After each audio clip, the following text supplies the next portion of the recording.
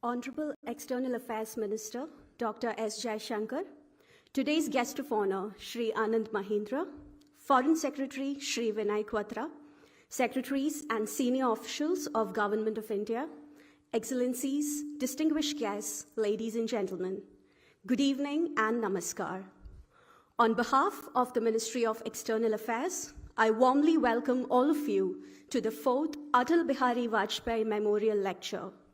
We are honored to host Shri Anand Mahindra, Chairman, Mahindra Group, for the lecture. Before we begin, kindly allow me to make a few housekeeping announcements. Please keep your mobile phones on silent mode. The lecture would be live streamed on MEA's social media platforms, while the Q&A session will be under the Chatham House rule. May I now invite Shri Gadam Dharmendra, Secretary, Ministry of External Affairs, and Dean, SSIFS, to deliver the opening remarks.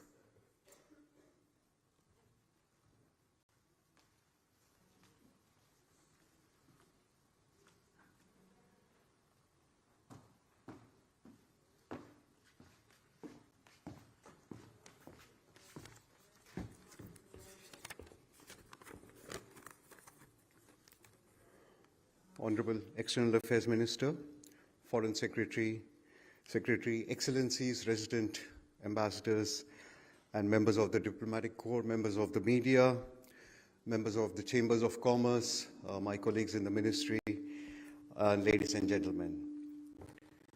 A warm welcome to you all on this wonderful spring evening.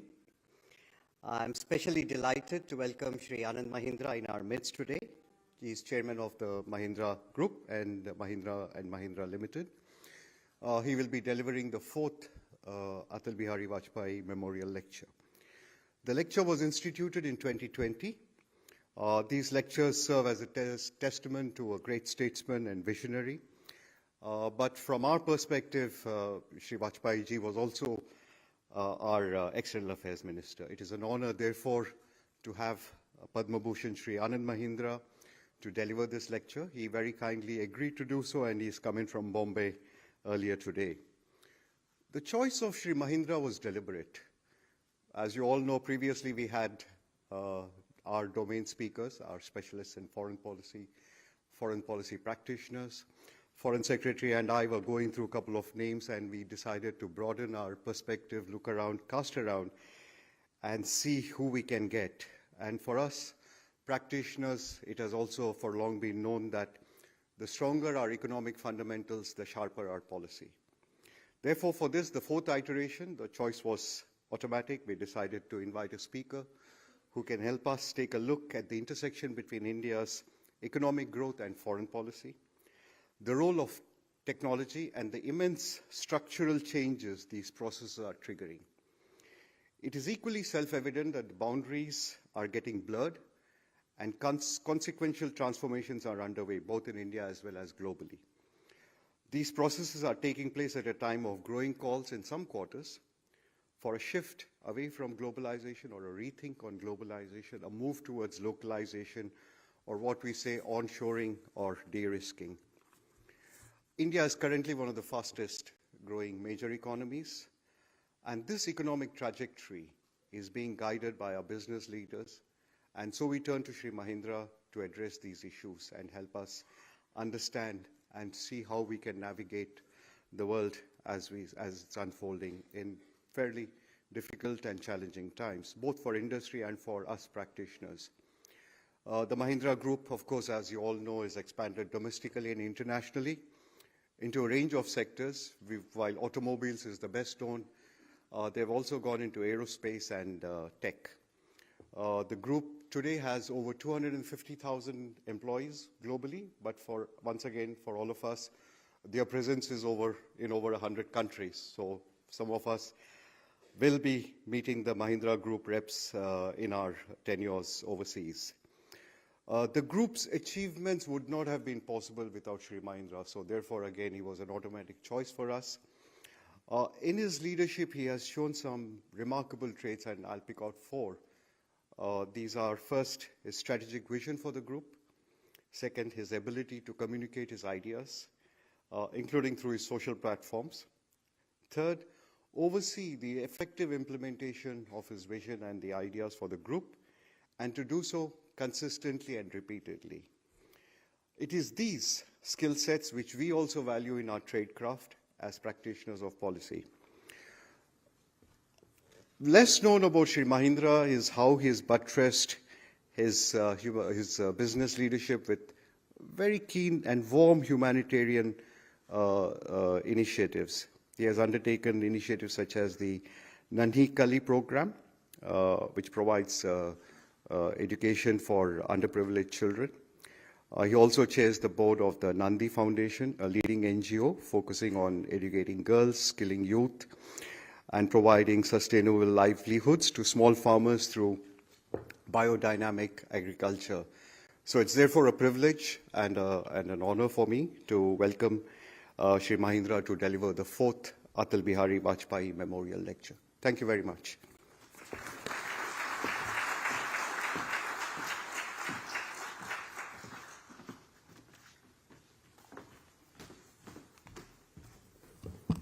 Thank you, sir.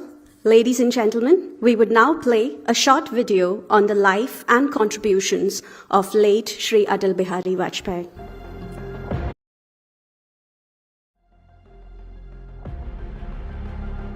मैं अटल बिहारी वाजपेयी ईश्वर की शपथ लेता हूँ कि मैं विधि द्वारा स्थापित भारत के संविधान के प्रति सच्ची श्रद्धा और निष्ठा रखूंगा।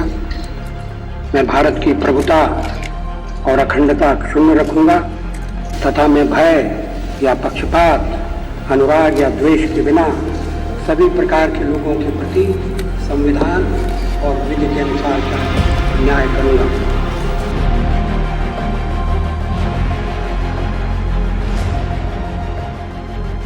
Atal Bihari Vajpayee, the man of the masses, a leader with a clean and spot-on image, a leader respected not only by his followers but also by the opposition party. He had a commendable life that spanned over a period of 9 decades.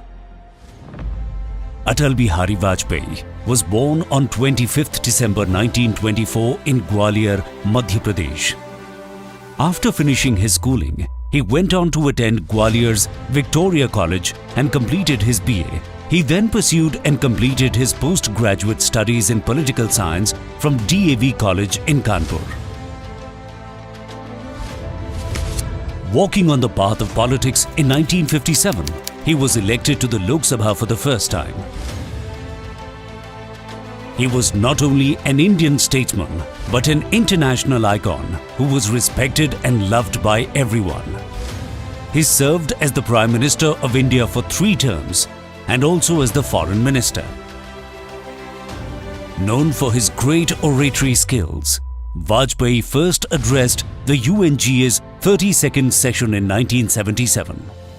मैं भारत की जनता की ओर से राष्ट्र संघ के लिए शुभकामनाओं का संदेश लाया हूं। It was the first time that an Indian leader had delivered the speech in Hindi at the UNGA forum. Vajpayee instinctively knew when to speed up India's quest for power. India's decision to unambiguously become a nuclear weapon state in 1998 was the first such instance.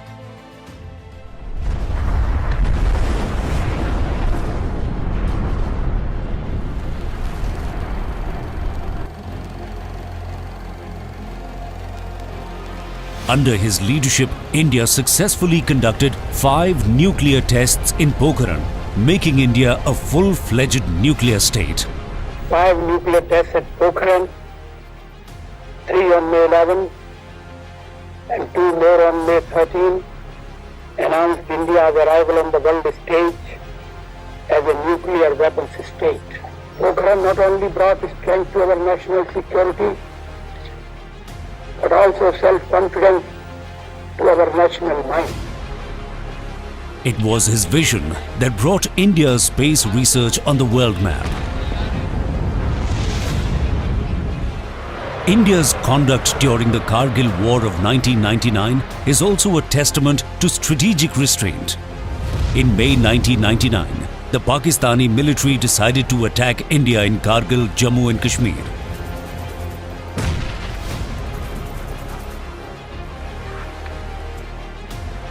His decisions, both diplomatic and militarily, during the Kargil war were praised worldwide and showed his commitment to nation's security. Kargil की चोटियों पर हमारे जवानों ने अपने रक्त से जो इतिहास लिखा है, आने वाली पीढ़ियां उससे प्रेरणा लेती रहेंगी, आने वाली पीढ़ियां उसको नमन करती रहेंगी, वंदन करती रहेंगी. He was a transformational leader when it came to Indian foreign policies. His vision led to a new beginning with the United States of America and China.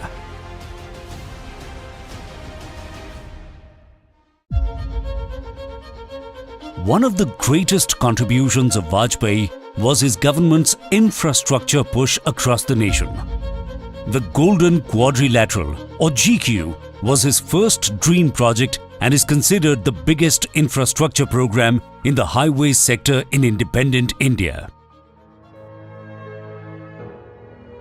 Besides political aspirations, Atal Bihari Vajpayee was also a noted Hindi poet. अगणित बलिदानों से अर्जित यह स्वतंत्रता, अगणित बलिदानों से अर्जित यह स्वतंत्रता, शिवश्वेद शोणित से सिंचित यह स्वतंत्रता, त्याग तेज तप बल से रक्षित यह स्वतंत्रता, दुखी मनुजता के हित अर्पित यह स्वतंत्रता. इसे मिटाने की साजिश करने वालों से कह दो चिनगारी का खेल बुरा होता है. For his distinguished public life, Atal Bihari Vajpayee was awarded the Bharat Ratna. He breathed his last on 16th August 2018. His death was mourned by leaders from across the world. Atal ji भले ही हमें छोड़कर चीर निद्रा में लीन हो गए हों, लेकिन उनकी वाणी, उनका जीवन, उनकी सादगी, उनके विचार, उनका दर्शन हम समस्त भारतवासियों के लिए हमेशा प्रेरणा देता रहेगा. Vajpayee was a visionary who believed in an India that is anchored in 5,000 years of civilizational history. But as modernizing, renewing and rejuvenating itself to meet the challenges that lay ahead in the years to come. Atal Bihari Vajpayee's commitment was to work for the common Indian, which made him the leader of the masses. सत्ता का खेल तो चलेगा, सरकारें आएंगी, जाएंगी, पार्टियां बनेगी, बिगड़ेंगी, मगर ये देश रहना चाहिए, इस देश का लोकतंत्र अमर रहना चाहिए.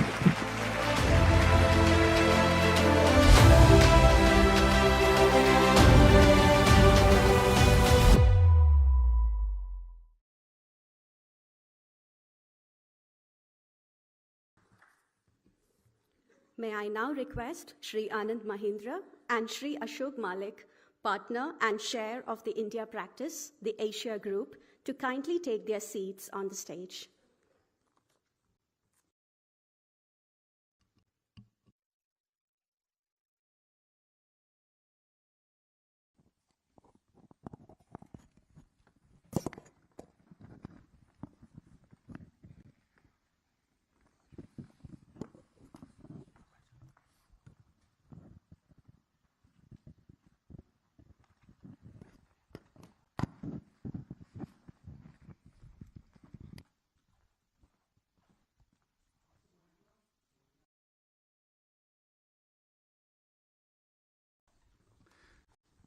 Mr. Anand Mahindra, Minister Jaishankar, G20 Sherpa, Mr. Amitabh Kant, Foreign Secretary Quatra, Gadam, my friend, distinguished guests, ladies and gentlemen.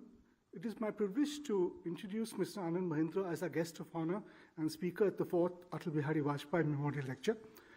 This is the first time a business leader is addressing us at this event. The 3 previous Vajpayee Memorial Lectures have been delivered by foreign policy practitioners and scholars. The choice of a business leader this year is appropriate, and for 2 reasons. First, the history of India's post-1991 external engagement has seen increasing convergence and intersection between its foreign and trade policies, its diplomatic approaches, and business ambitions. Prime Minister Vajpayee's term in office was particularly relevant in this process of policy clarification and modernization. In some senses, as a statesman of enormous experience, he recognized this trend earlier than many others in our system. Successor governments have continued down that path. The journey has quickened appreciably in the term of Prime Minister Narendra Modi. To give one example, an important metric of the success of the Prime Minister's visit to the US in June 2023 was in terms of business outcomes and technology partnerships, including at meetings at which Mr. Mahindra participated. It is no different in India's relations with other major partner countries. The interoperability of diplomatic endeavors and industrial imperatives was evident, for instance, during External Affairs Minister Jaishankar's recent visits to South Korea and Japan. While such examples point to India's own evolution, there is also another wider factor to consider. We live in an international system that is very different from the one we have previously known. Diplomats and foreign offices think of national security and strategic autonomy today, not just in terms of aircraft carriers and defense capabilities, but increasingly in terms of supply chains and technology arrangements. On the other hand, business leaders calibrate investment decisions with assessments of geopolitical risk and opportunities. It is a strange world, bewildering and exciting at the same time, but one in which the wise men and women in South Block and in Mahindra Towers, I suspect, often find themselves grappling with different aspects of the same issues. To decipher this world for us and to speak on the theme of the lecture, the role of industry in building a resilient and resurgent India, may I invite Mr. Anand Mahindra. After Mr. Mahindra has spoken, I trust he will allow me to ask him a few questions, and then we'll throw it open to the audience for questions and observations. Mr. Mahindra, the floor is yours.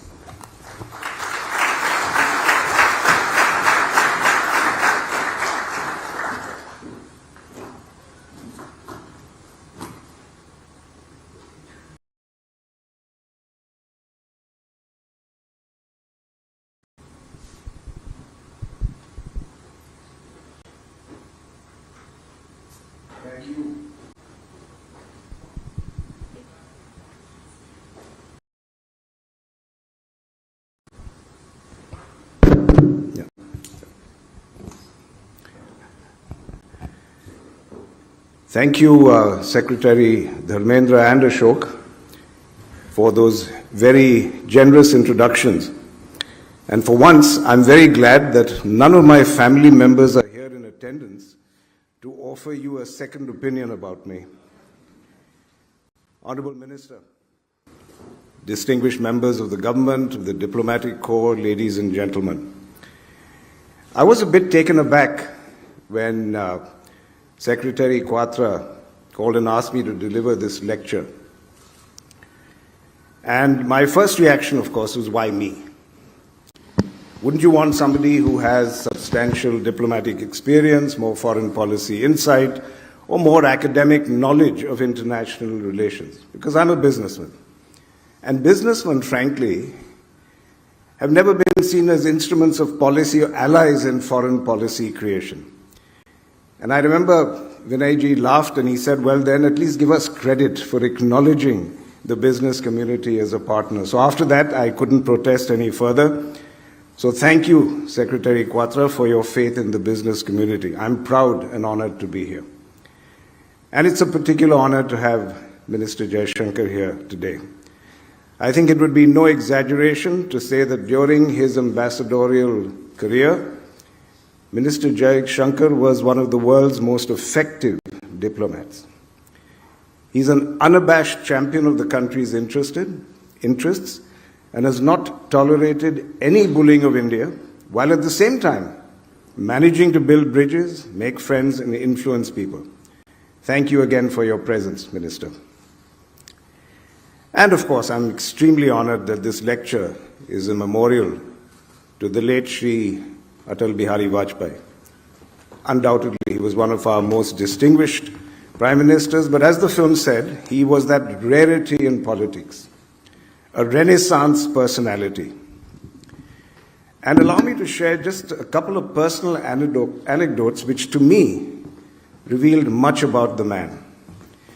I personally met Prime Minister Vajpayee many moons ago in 2003 when I was just appointed the president of the Confederation of Indian Industries. And in that capacity, I was given a personal audience with him at his official residence. And to break the ice, I mentioned my late father, Harish Mahendra, who he knew well. And I jokingly mentioned to him that some magazine had run a series called Separated at Birth, featuring juxtaposed photographs of prominent people who looked alike. And Mr. Vajpayee was featured in one of the articles, and next to him, as his lookalike, was my late father. He was thoroughly amused. He chuckled loudly in his characteristic manner, and he said, "शायद हम जुड़वे भाई थे, जो कुंभ के मेले में बिछड़ गए थे." That was his famed sense of humor and charm on display. Now, I then took the opportunity to ask Prime Minister Vajpayee for his advice to me as president of CII, and how could business be of service to the nation. And he responded saying something I've never forgotten. He said that in spite of considerable progress, हमारे देश में चारों तरफ गरीबी है. And as long as we remain poor, we would never receive what he termed Antarashtriya Samman, international respect. And he said, therefore, business had a vital role to play in increasing growth. But he said that business को ऐसे projects में निवेश करना चाहिए जिनसे रोजगारी बढ़े. तब ही गरीबी पर आपका असर हो पाएगा. Now, interestingly, Prime Minister Modi's slogan of Sabka Saath, Sabka Vikas clearly resonates very powerfully with that viewpoint. And in addition, the goal of achieving international respect also resonates today, because obtaining a seat at the global high table for India is a major priority for the Prime Minister and the Ministry of External Affairs as well. And if that is correct, then I think that gives me a very powerful cue to embark on the theme of my address this evening, which is that business and commerce can make a vital contribution towards our aspiration of earning international respect. So what is it? What is that thing or those things that create global influence, or Antarashtriya Samman? Now, there's reams of scholarly literature on the subject, but Secretary Quatra again told me that the last thing they were expecting from me was an academic dissertation. So please do not expect quotes from Max Weber or Hegel from me today. And I'm going to take a far more practical approach. Let me look at the country which, for better or worse, is regarded as the most powerful and influential nation in the world today, the United States of America. And I believe there are three self-evident pillars to America's global position of power. One, world-leading military might. Second, unparalleled soft power and influence across the world. And three, a dominant role in the world economy which embraces the power of American businesses. So I ask, could this inspire a template for our own journey? Can we create a three-pronged approach that is uniquely Indian and will earn us Antarashtriya Samman, or international respect? Now, from his actions, it's clear that Prime Minister Modi has understood the importance of all three prongs, and he's working feverishly on all fronts. A Vikasit Bharat, founded on Atmanirbharta, is central to the Prime Minister's vision of a successful and prosperous India on the global stage. It's the key to ensuring that we as a nation get what Vajpayee ji called Antarashtriya Samman. And it is the need of the hour given current global uncertainties, as Ashok outlined.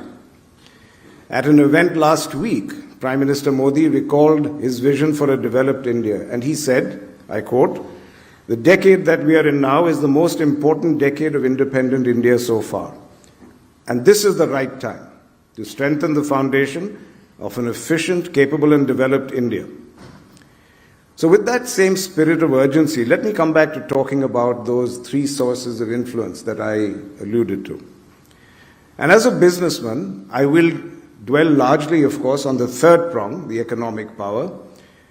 But I do want to spend a bit of time emphasizing something that I think we do not sufficiently acknowledge today. That without industry as an actor, the first two prongs, military and soft power, would only be pale shadows of themselves. And let's take military power to begin with.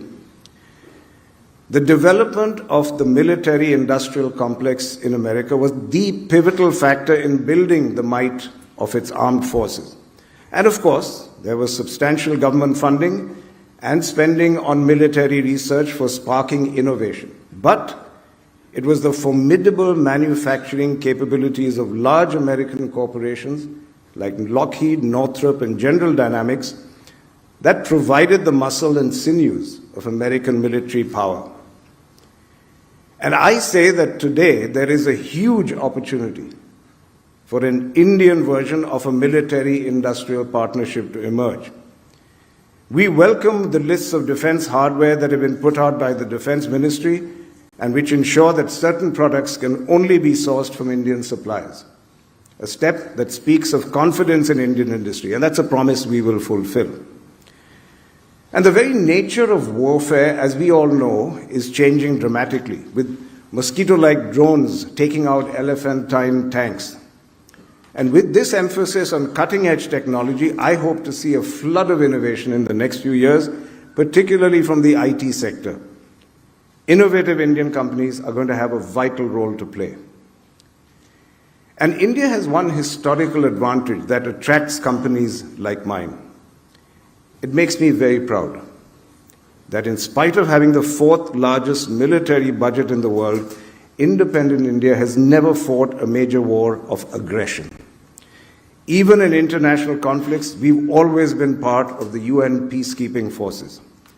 And that tradition of using military might only for defense and deterrence, that's what earns us the moral high ground.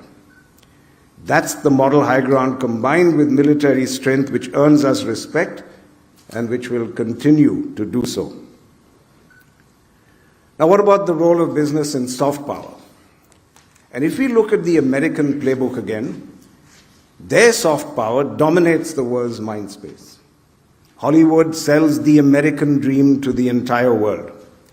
Gigantic corporations purvey American music to every corner of the globe. And of course, international students still flock to American universities. And interestingly, all these manifestations of soft power are privately funded. And yet they have a disproportionate impact on America's prestige. Now, India too hasn't done badly when it comes to culture.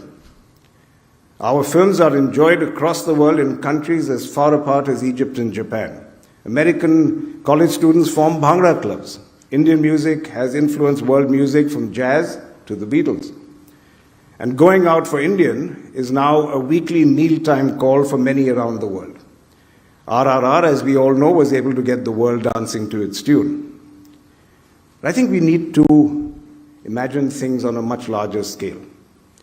I mean, just look at the K wave that is sweeping the world. That small nation of South Korea has had an outsized impact on the world. And maybe we need to change gears to create our own I wave.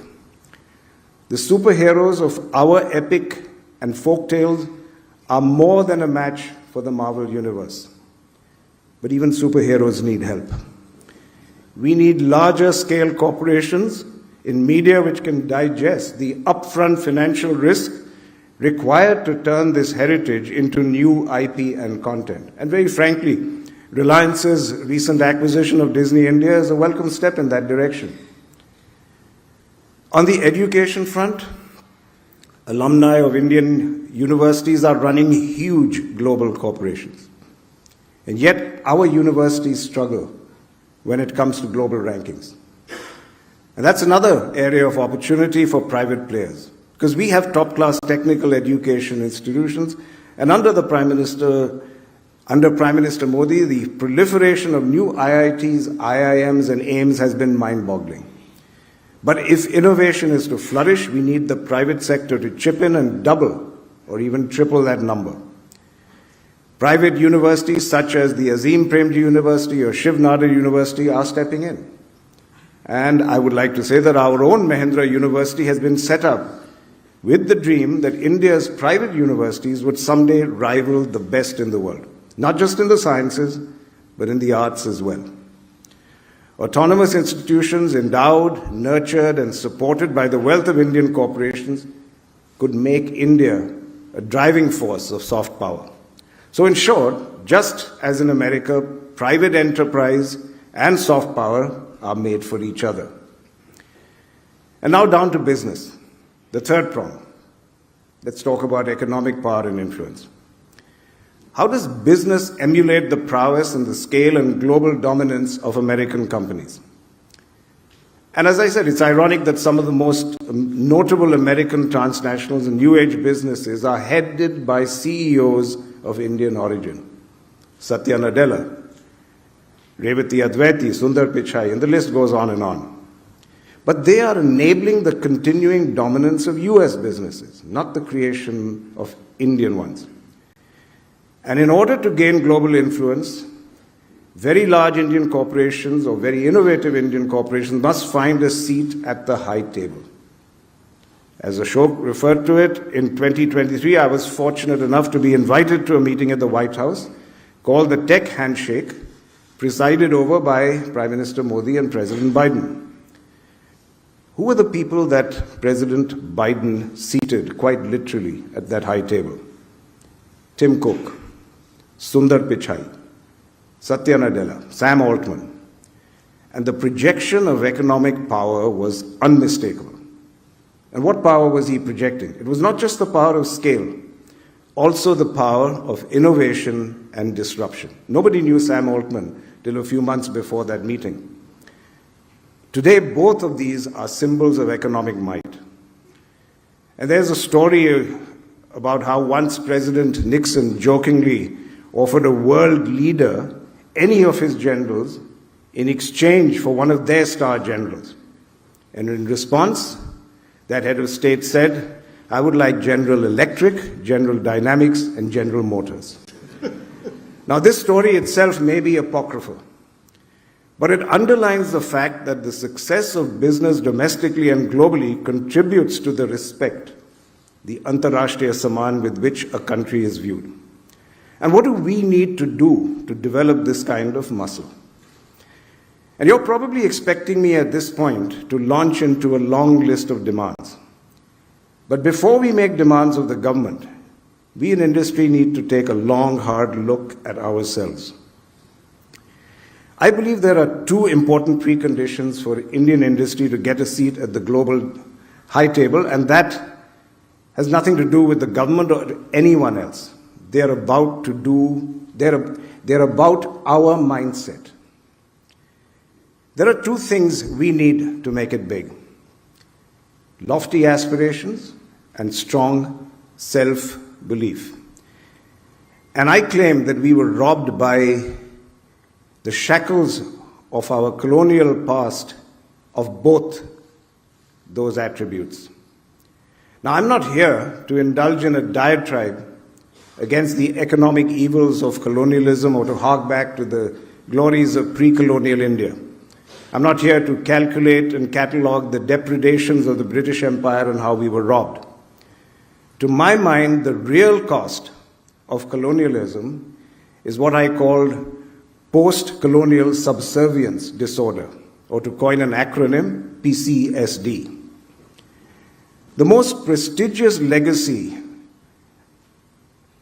for them, but the most pernicious for us, was the colonization of our minds, impeding us from believing that India could be the best. Now, having studied filmmaking, I think more in terms of imagery and storytelling to express a point. So please do indulge me as I go into some flashbacks and share some personal memories of PCSD. I went to a high school in South India, from where I gave the Indian School Certificate Examination in 1970. And yet, until then, until 1970 at least, all the examination papers, save for Indian languages, were set in England and shipped to us from there. Now, they were placed in a very large iron safe, and it was locked. It was placed on the stage in a very large hall. And at that point, the headmaster would come in, walk onto the stage, and with great gravitas, he would open the safe.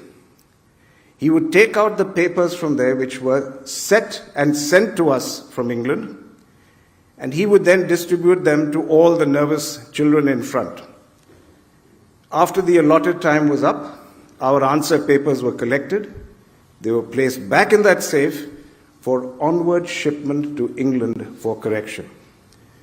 And it's almost inconceivable to imagine that this was happening even 23 years after independence. And let me emphasize, my school was not a private school or run by missionaries. It had been taken over by the Indian government in 1949 and came under the purview of the HRD ministry. And that exam, the ISC, was conducted in a similar manner in all Indian schools that offered the ISC. Please try to imagine the subliminal messages being transmitted to the young minds in that hall. That we Indians were not competent enough to correct our own examination papers, let alone set them. And frankly, I was blissfully unaware of the insidious effect that scenario was probably having on my psyche. We were invisibly being robbed of self-belief, which is the foundation stone for the innovation that is so vital for the rise of a resilient and resurgent India. Now, restoration of my self-belief for me came in an unexpected and equally impactful manner through another personal experience much later. Indulge me again, please, as I share that story. In 1987, when my younger daughter, I have two daughters, was 1 year old and she had just begun walking. Unfortunately, she grabbed a small glass vial of medicine lying on a low-lying table, and she fell while carrying it. And a small sliver of glass from that vial, that broken vial, cut one of her fingers and severed a tendon. We were advised to rush her to London to an expert microsurgeon. We did so, and after he had repaired it, her hand was placed in a cast to allow healing for a month. After a month of waiting with anxiety in London, when the cast was removed, we were horrified, and so was the surgeon to find that the finger still would not bend, and the surgery had been unsuccessful. So we were then advised to go to Paris to meet another microsurgeon called Dr. Glishenstein. And when we entered his clinic, he examined her, looked at us, and said, "Why haven't you consulted Dr. Joshi?" And I said, "I'm sorry, excuse me, who's that?" And he said, "He's one of the finest hand surgeons in the world. He's Indian, and he has much more experience than all of us, sadly because of the number of people who suffer hand injuries in your country." He then gave me Dr. Joshi's address. It was in Worli, Mumbai, barely 10 minutes away from my office. We returned to India, consulted Dr. Joshi. The very next day, he took my daughter once again into surgery, and he explained to me that the key was not the microsurgery procedure itself. It was the recovery process that was complex, because the very same scar tissue that helps to heal a tendon potentially blocks the flexibility and free movement of the finger. So the trick lay in retaining the flexibility of the finger even while the scar tissue was forming. And the simplicity of the solution that he deployed, frankly, was breathtaking.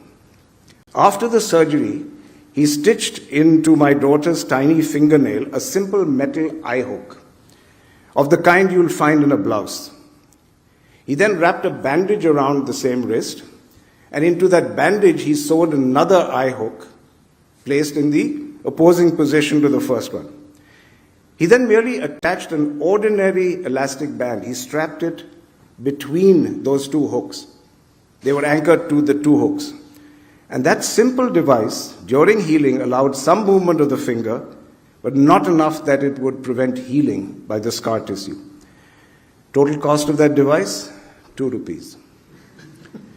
Miraculously, it worked.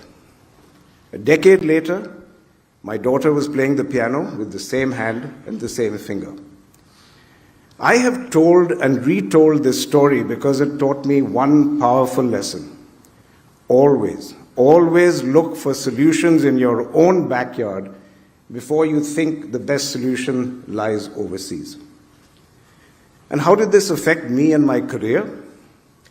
Well, I'm certain that after that, when it came to making big decisions and big bets in business that were based on homegrown technology, I never again lacked the courage to do so. For example, many people have asked me how come I made such an enormous bet at risk to my career by pushing for the indigenous development of the Scorpio SUV in the late 1990s when we started. Why did I make that bet despite the cost that we were going to incur being higher than any capex the company had spent until then? Despite our never having designed or built a vehicle by ourselves until then? Well, I'll tell you, I know that the humble Dr. Joshi had something to do with my willingness to make that bet, because my mindset had changed. Let me now move on to the second assault of colonialism on our psyche, which was on our aspirations. We were fed the story that we were second-rate. And as a result, even today, much of Indian business tends to stick to the safety of the shore. Prime Minister Modi fully understands this. When I met him almost 2 years ago to introduce him to Dr. Anish Shah, our group CEO, Anish asked the Prime Minister what advice he would give to him as a newly minted CEO. And the PM was extraordinarily frank in his response. He put it simply. He said, Indian industry is not ambitious enough. We aren't daring to think at a global scale. And he said, for example, given the scale of construction projects being implemented across this nation, why isn't an Indian construction company amongst the largest in the world? Why isn't an Indian accounting firm one of the big four, even though the big four are full of Indian talent? And looking clearly at us, he said, why aren't Indian auto firms targeting to be amongst the top 5 globally? Why not, indeed? His words were undoubtedly accurate. How many of us in business truly think about global leadership when we launch new ventures or when we formulate plans for existing businesses? To be honest, only a handful of companies, notable companies, have shown the gumption to take on world-scale projects.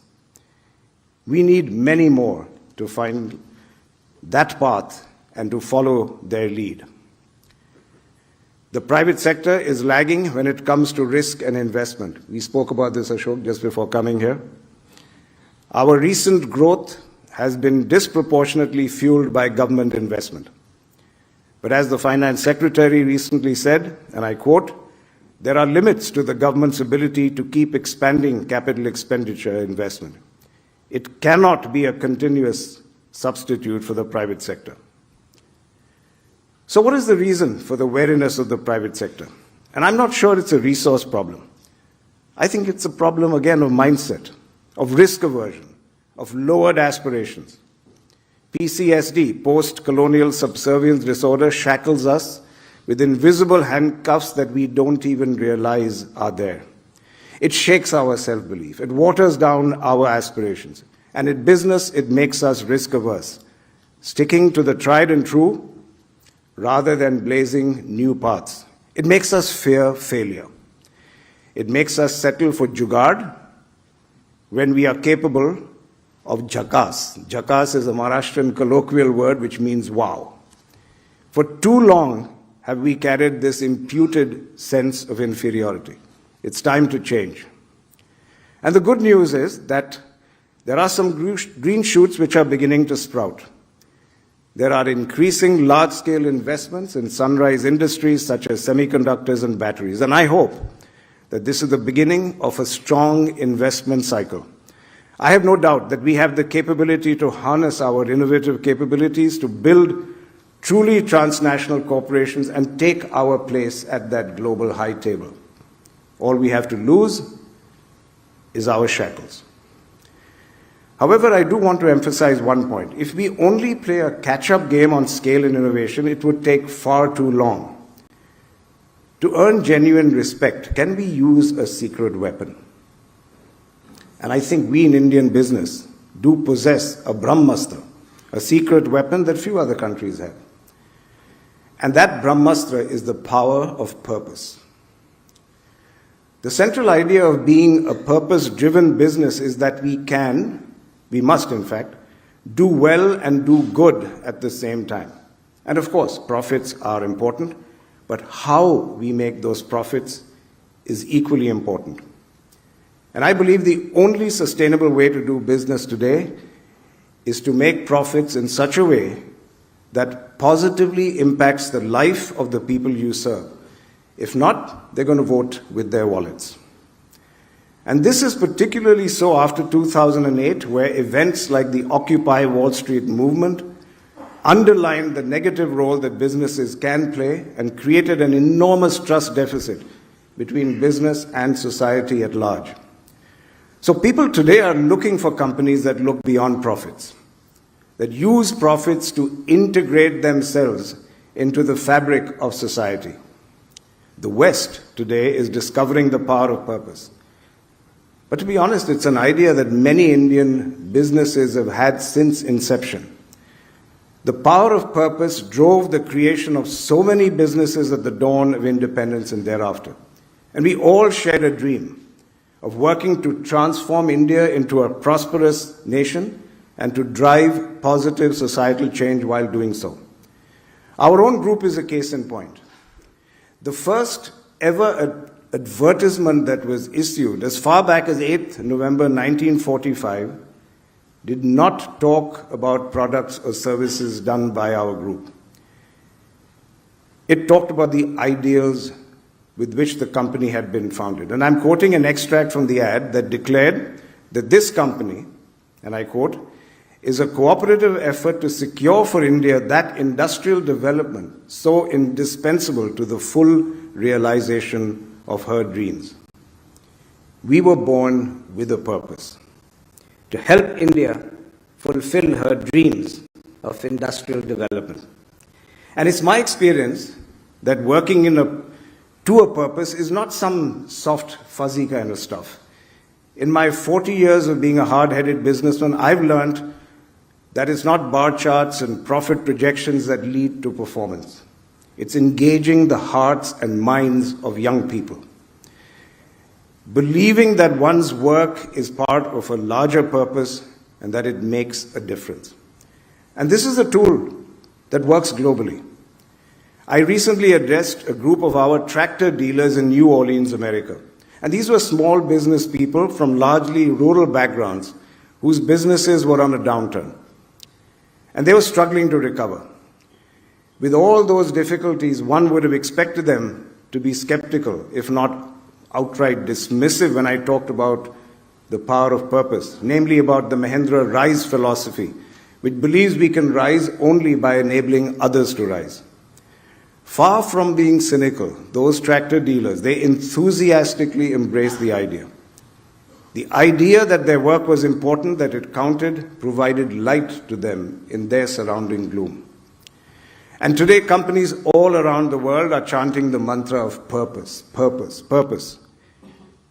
And I say this could be our opportunity to leapfrog to leadership and to earn respect for India in the economic sphere by championing the idea that India does business with a purpose and, more important, with a heart. Now, this viewpoint is not just some fanciful notion I've conjured up in my head. Serendipitously, an article published just 2 days ago by the Japanese media group Nikkei Asia propounds a theory around how India's entrepreneurs are driven by higher order goals. And the article says, I quote, "The Indian entrepreneurial landscape is characterized by a strong focus on inclusivity. As India rises up the ranks of the world's largest economies, Indian businesses have a unique opportunity to transcend the narrative of economic growth and become catalysts for a transformation with a deeper significance. Indian business could be an agent for positive change for society and the environment as a whole." So I rest my case. Finally, and I said I would come to this, what do we need from the government to capitalize on all these advantages? Just by having me here, Minister, Secretaries, I believe that you have underscored the importance of a strong partnership between government and business. And I'd like to drive home how fruitful that partnership can be and how we can make it an enduring one. I'm advocating for a government partnership with Indian companies in 3 major areas: scale, innovation, and global reach. Korea and Japan helped their companies to build scale through industrial policy and protectionism until their companies reached scale to go global. That is not a path India chose, and I'm glad we didn't. But we do need nurturing and incentivization for scale. Not through protectionism, but support for a limited time horizon. And the PLI schemes, the productivity-linked incentive schemes, are on the right path, providing a runway for businesses to foray into new sectors and industries. Now, there have been some questions about the scheme, but learnings and tweaks are welcome. I just say, let us not throw out the baby with the bathwater. I say unequivocally that the PLI scheme has given us the courage to build capacity.